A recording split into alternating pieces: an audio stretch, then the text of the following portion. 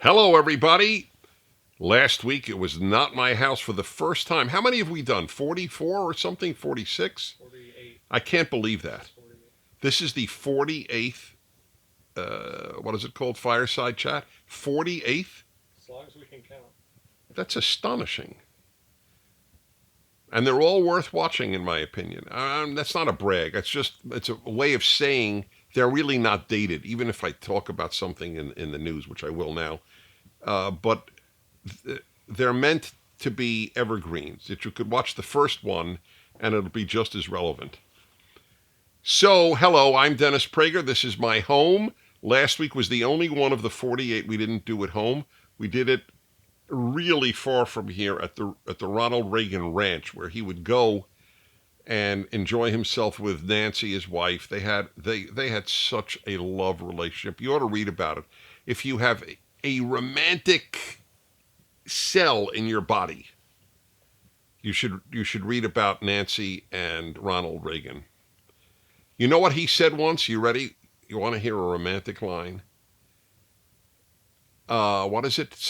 I don't remember it exactly, but it's something to the effect, I feel alone as soon as Nancy leaves the room. Something like, isn't that touching? They really loved each other. We saw that they had, pillows, Nancy and Ron. They were it was quite a love relationship. Anyway, we were out there. It's very far out of the general direction of anything. It's up in the mountains. You got to drive a lot. He would get there by helicopter, so it wasn't so hard. Anyway, back home. This is my home. This is completely non-scripted, completely. And people like that fact, and I totally get it. So anyway, thanks for being with me. Let me get to my topic. What I do is I open up with a topic, and then I take questions on everything except usually the topic. So I want to talk to you about a specific item in the news, but if you're watching this a year from now, the points will be as relevant because I will draw larger conclusions from the specific. One moment, please. Oh, it's dying. It is. Okay. So, President of the United States, Donald Trump, called the woman who had worked for him and been with him since 2004, was it?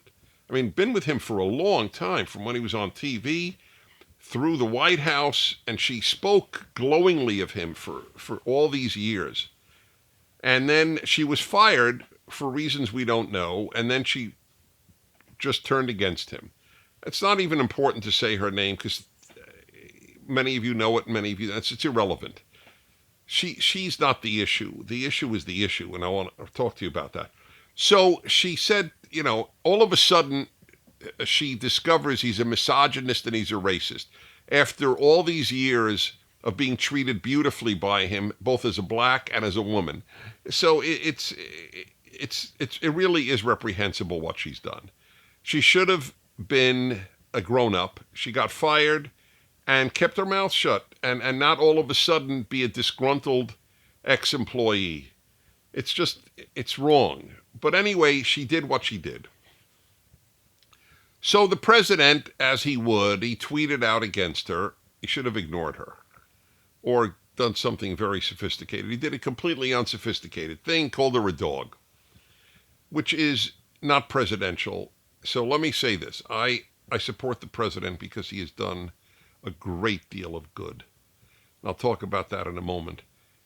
But that doesn't mean that I've lost my ability to react negatively if something negative happens. I mean,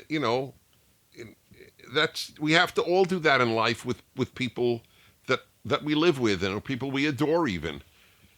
But it was a very unsophisticated thing. It just feeds the anger of people against him, and it was completely unnecessary. Completely.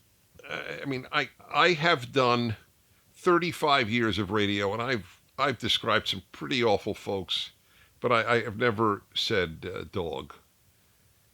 And I got a good reputation of having a classy show, even though I'm very strong in my opinions. And And I wish the president had a reputation of being classy, but he doesn't. Okay. So now I want to deal with the issue of what do you do with a leader or anybody else when they do something that you are certain is a bad idea or wrong. What do you do? So here is my answer, and this is why I continue to support this president, because, well, I'll explain why I do, but I want you to understand why this does not invalidate my support, even though I am against it. So here's the story. Listen, this guy's really, you got to keep puffing on this guy or he goes out. So here's the story. In a nutshell, we are all packages. And the sooner people realize that about a spouse, about a child, a parent, a friend, an employer, an employee, a president of the United States, a prime minister of a country, the sooner one realizes that, the more mature one's reaction is. That the thought, well, I wish Donald Trump spoke very sophisticatedly, but did all the other good things that he has done, and he has done incredibly good things as president, in my opinion, is to live in a fairy tale land. Part of the reason he has had the courage to do some of the incredible things that he has done, like pull out of the truly false Paris Accords that were just injurious to countries. I'll get into that another time. See all our videos of PragerU on global warming, including given by major scholars like Richard Lindzen, who is considered for decades the leading climatologist in the United States from MIT. Well, just watch them.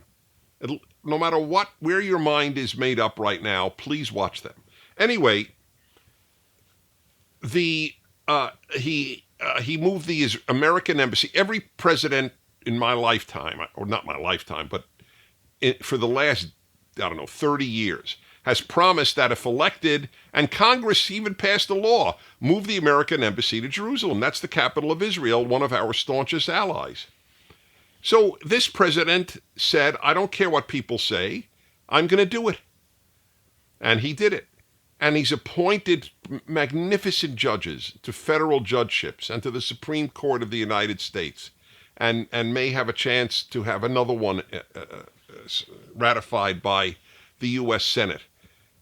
And he has shrunk government. He has lowered taxes. He has revived the American economy. He has created economic havoc in Iran, the most troubling regime on the face of the earth. It's almost endless, all the good that the man has done. But he comes with all of that, he comes with this price of foolish statements that he sometimes makes, and that don't help him, don't help the cause, and so on. And I know that, but here is my point. He's a package. I'll give you an example. It's pretty related. It's not identical, but it's pretty related. When I was dating in my 20s, I married first at 32, and I would date. And I had a very, very close, I've always had close male friends. It's been a rich part of my life. Rich is understated. It's been an essential part of my life. So I'd call up my friend Joseph, and I had an active dating life. So I'd call him up, and I would say, Joseph, I finally figured out the most important thing in a woman, most important trait. And, and I would sound very convincing, and I'd say, Joseph, the most important thing is brains. Another date. Joseph, I realized tonight the most important trait in a woman. He'd go, what? I go, personality. Another time. Joseph, I was on a date tonight, and I think I've really discovered the most important trait in a woman. He goes, really, what? And I go, looks. Finally, after about a couple of years of this nonsense, I call him up one night. Joseph, I think I figured out the most important trait in a woman tonight. And he goes, don't tell me, I know. And I said, what do you mean you know? You don't even know who I went on a date with. He said, it doesn't matter. Whatever trait she didn't have, you'll say is the most important trait. That shut me up. I never said one. I stopped looking for the most important trait, and I stopped calling him up with this idiotic news. So his point was brilliant. That's the way we operate, so that, or you think, oh, if only she could have the brains of this one, the looks of this one, the personality of this one, the liveliness of this one, and so on, or he, the same thing. If only he could have, the ambition of this guy, the sensitivity of this guy, the brains of this guy, the looks of this guy. It doesn't work. We're packaged. We are who we are. You can improve. God, thank God. But we are who we are, and you are who you are. You can, again, improve, but at the president's age, he's not going to change much. Just the way it works generally. And that's the president I have. Do I wish in some fantasy world that he didn't issue such foolish tweets? Yes, I do. So what? What am I going to do? All the good he's done is not negated by those tweets. That's the point. So those who focus on that rather than the good he's done, look, the people on the left don't think he's done any good. So for them, this is a non-issue. But I'm talking about the people who agree with what he's done and still don't support him because of the tweets. That's a mistake. The president, like your friends and your parents and everybody else I mentioned, are packages. And that brings me to one other thing, which I could spend a whole opening on. Moral bank accounts. Every one of us has what I call a moral bank account. Every time you do something good, you make a deposit. Every time you do something bad, you make a withdrawal. So that's what we all have. It's a moral bank account. And if you're in the black, which means a lot more good has been deposited than bad has been withdrawn, that's it's worth remembering. And he has a very good bank account as far as I'm concerned. So that's what I wanted to cover. Is that clear, guys? Okay. So, to your questions.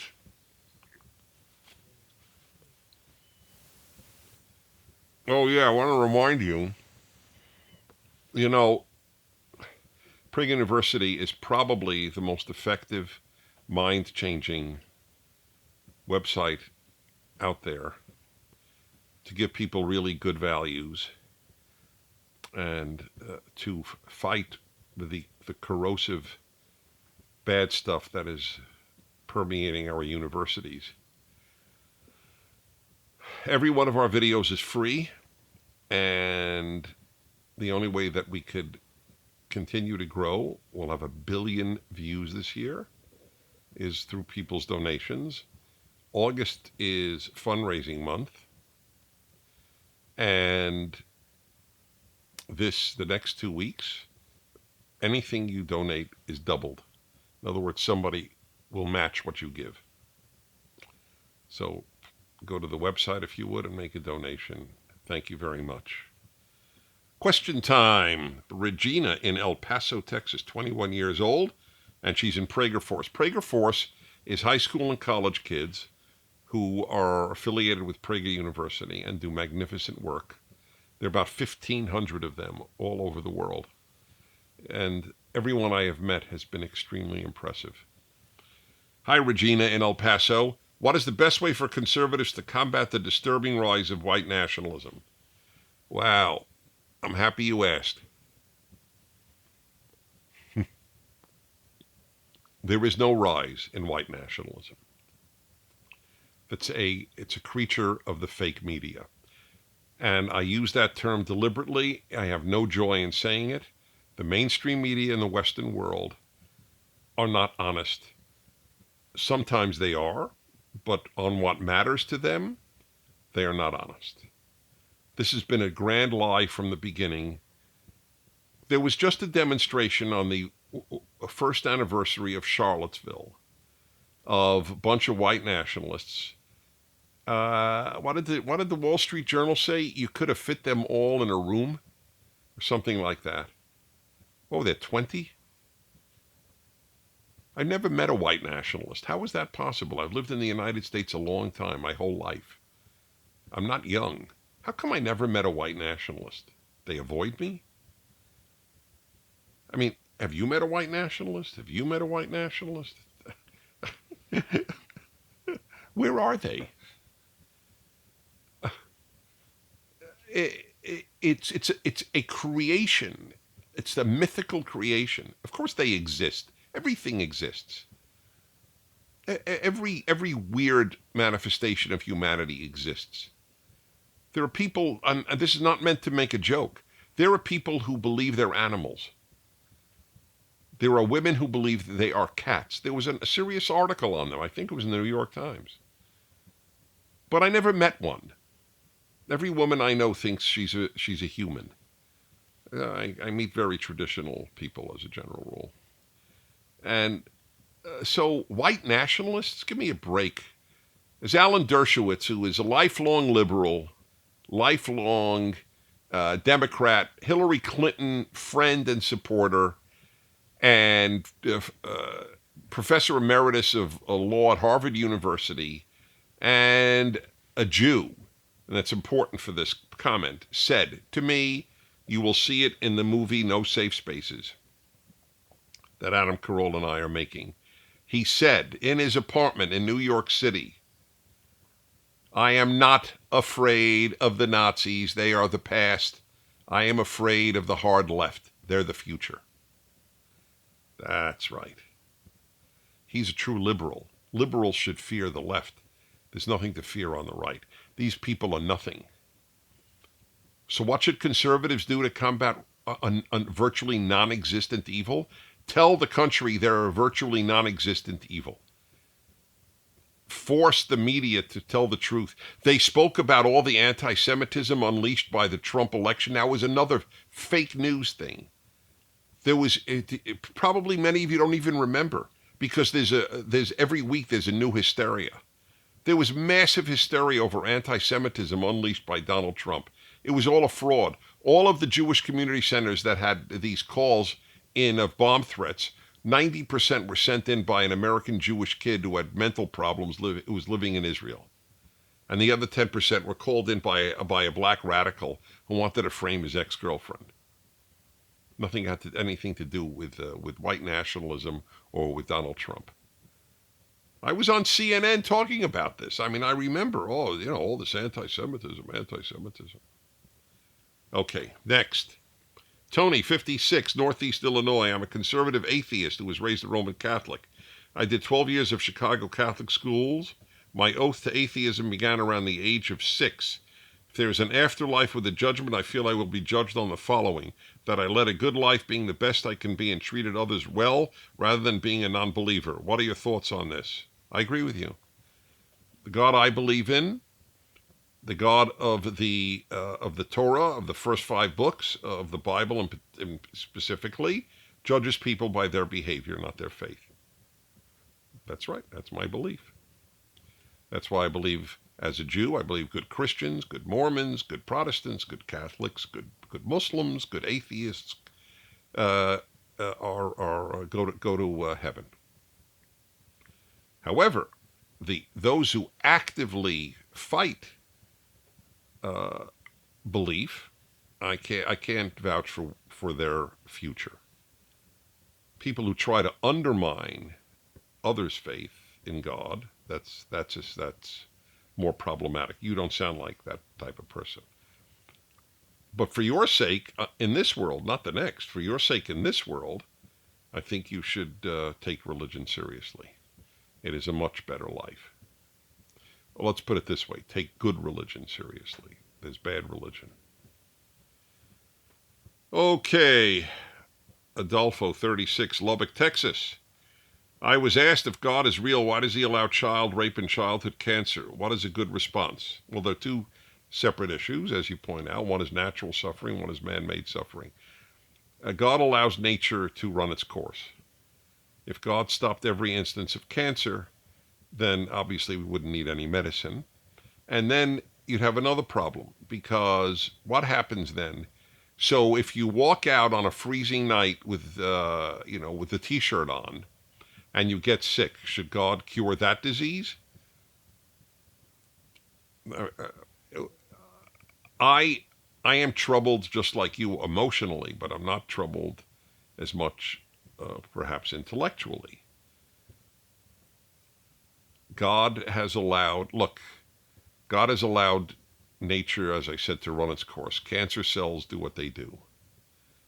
Our task is to fight cancer and conquer disease. And that's the ideal. I am troubled by all the diseases and the plagues that killed so many, and just the flu epidemic that killed millions. It is troubling. And I don't have a perfect answer, I admit it. But I have a good answer that isn't mine. Milton Steinberg, a rabbi, made a brilliant comment. He said, the believer in God has to account for the existence of one thing, unjust suffering, which is what your question is about. The atheist, however, has to account for the existence of everything else. That was a very powerful refutation. What was the other part? What is it? Did we get rid of it? Is it gone? Give it to me back one more time, thanks. Why does he allow child rape? Because he allows people to be free to do evil. If God stopped every rape, and God stopped every murder, and God stopped every mugging, and every burglary, then we would be automatons. Life would be meaningless. Okay. Ian, 23, Milwaukee, Prager Force. There's this woman I met through a group of friends and I really like. That exciting? It is, it's exciting. However, I have trouble finding moments to ask her out. I think asking a girl through message is stupid, but I'm getting impatient. Is it ever okay to use Messenger to ask a girl out? Well, I'm going to take an unpopular, I don't know, it's only thing it's unpopular because the PragerU young people in this room with me right now said that PragerU, when they raised the issue, all the young people voted against using a messenger, correct? But what is he supposed to do? If he can't find the time, he doesn't have her phone number, right? What is he supposed to do? I would send a message. But I would make it very eloquent and persuasive. And for a fee, I'll write it for you. Just kidding. But really, that's what you should do. Listen, I can't find a moment to ask you out. I would like to. Let me tell you a little about me. I'm going to make the case why you should say yes. Right? I think you should be direct. All this, monkeying around. I mean, obviously, to a certain extent, there are games played. I understand that. I live in the real world. I dated in the real world. But ultimately, be real. Look, I don't know of any other choice. I'm not going to stalk you. So here's my best shot. And I think most girls would go, hey, you know what? That's nice. Let's go to Starbucks, from 1:15 to 1:20. And if it's really good, we'll go to 1:30. That's fine. What the hell? She's giving you some minutes to make your case. That's the way it normally is. The guy's got to make the case why I'm desirable. That's the way it should be, actually. Okay, so that's my view. And if you want to send her a video of this response, go right ahead. Okay, Joshua, 19, Logan, Utah, Prager Force. How do you feel about Trump's Vocal. Oh, you know what? Let me do that another time. It's a big question. So we'll keep that for another week. Let's see. Oh, this one a lot of people ask me. This is rough. Leora, 18, New York City, Prager Force. In industries where connections and likability play a large part in determining success, should people speak up in defense of their beliefs? I'm working towards becoming a professional classical musician, and I've experienced some discrimination based on my conservative values. Some? So I'm concerned about future opportunities in this field. It's a big, big problem.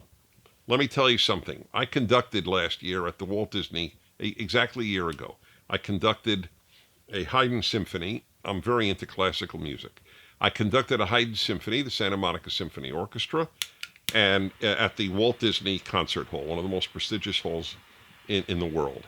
It was a great honor for me. I've conducted a lot in my life. And there was some controversy. New York Times did an awful job reporting on it, reported on it. They even wrote their own article because Santa Monica is very left and I'm conservative. And so 7 out of the 70 members of the orchestra would not play when I came to conduct. So fine, what do I care? I thought the news was that 63 would, not that 7 wouldn't. But the New York Times made it sound like it was a big controversy. That's what I mean, the fake media. They make up hysteria. All the hysteria was in the media. And by the way, the 7 places were made up by members of the LA Philharmonic, the San Francisco Symphony Orchestra, and others who said, oh, Prager's conducting, I'd like to play. That's the irony. So they had everybody there. Anyway, so what happened? I mentioned this on the air. You know how the former mayor was making a big stink. He would never attend a symphony orchestra. The former mayor of Santa Monica said he's not going to come because Prager is conducting. Okay. We sold out. It was the only time Walt Disney Concert Hall ever sold out for a regional orchestra. Was when I conducted. So as it happens, okay? I made that orchestra a lot of money. I didn't take a nickel. Anyway, as a result, I got a lot of mail from professional classical musicians. One woman in one of the biggest orchestras of the country, a violist, wrote to me, I just want you to know, no one in my orchestra knows that I'm conservative. And I'm a member for 30 years. That was so sad. I've written 2 articles on this. One is about American Marranos, Marranos. Marranos were Jews in the 15th century, 16th century, who hid their being Jewish because of the Spanish Inquisition. They acted Catholic publicly and were Jewish privately. That's what we have in America. Obviously, you're not going to get killed. I'm not comparing that. There's no Inquisition with people getting burned. But you can get burned figuratively. You can get fired. You can get ostracized. Because the left is mean. Not liberals. Leftists are mean. They treat us much worse than we treat them. See our video, Why I Left the Left. Dave Rubin, who is a liberal, gay, he made a video for us. Why I Left the Left. He said, to my shock, I found conservatives were much nicer human beings, much more open, intellectually open than people on the left. Of course, it's not even a comparison. Nobody has to hide that they have left-wing views from conservatives, but conservatives have to hide their views from people on the left. So you're in a very tough situation. I don't want you to ruin your career, and yet I don't want you to be a Marrano. It's very tough. Maybe over time they could so love you, and I mean that, you could so win people's affection, and then just gradually, let on that you think America is a good country, that you think Israel is a good country, the 2 countries that the left vilify the most. If you say Iran is a good country, the left doesn't give you at all a hard time. Say Israel's a good country. Left hates you. It's part of the broken moral compass of the left. This is the same question from Thomas, Marietta, Georgia, Prager Force. Hey, Dennis, Hollywood is full of liberals, but as I, as a conservative, want to make movies. Should I hide my values to try and get my name up there, or be honest and risk never working? See?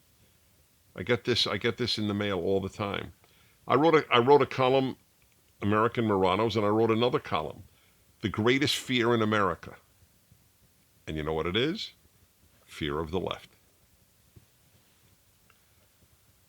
Last question. Is that correct? Which one should I do? Flint or upstate New York? You don't care? You're easy. That's a compliment, by the way. Okay. Let's see. Oh, I don't know which one to take. I'll take this one. Flint, Michigan, Chance, 20.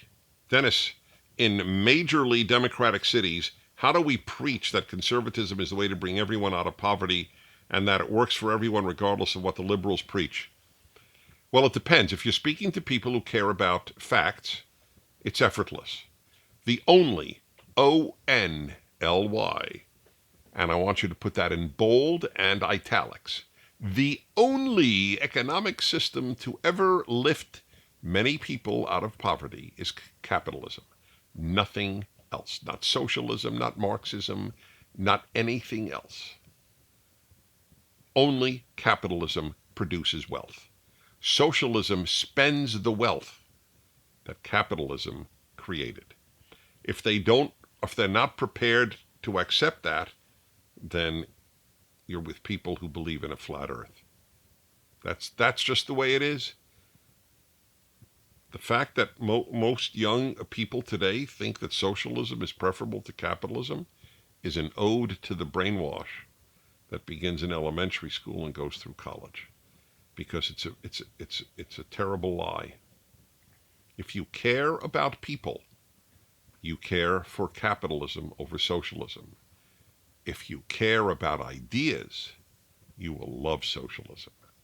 So you have to ask yourself, what do you love more, people or ideas? On that note, thanks for being with me. From my home to yours, I'm Dennis Prager.